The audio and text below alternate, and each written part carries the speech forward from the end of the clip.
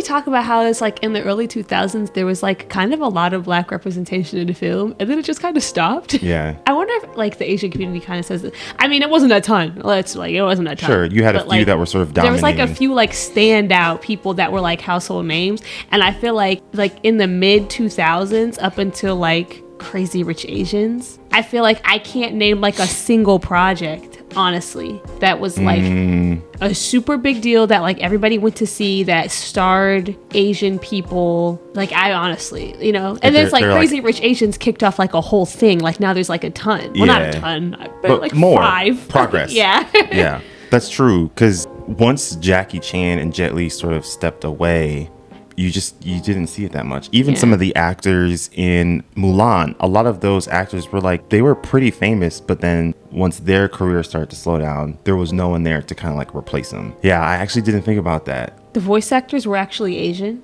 Yeah, a few of them were, yeah. Oh, that's good. I didn't know that. I honestly just assumed they weren't. Because you know how those like in my head as a child, I don't know why. There's a famous actress that I'm not thinking about that we're supposed to know. In my head as a child, like when I watched like The Lion King, I was like, these are black lions.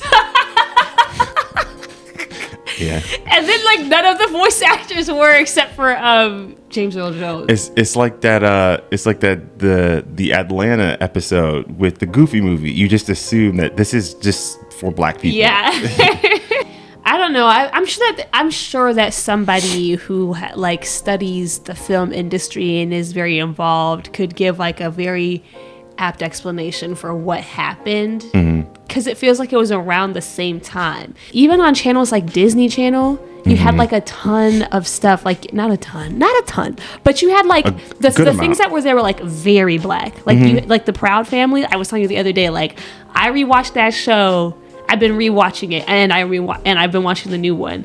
And that cartoon, like as a child, I don't think I even really recognized how black that cartoon is. Like there are jokes in that show that like, if you are not black, and even more specifically like black and grew up in America, you will have no access point to some of the jokes that they make in that show. Yeah, like it'll be completely like, you can still have a good time, but there's a lot of stuff that you just won't pick up on.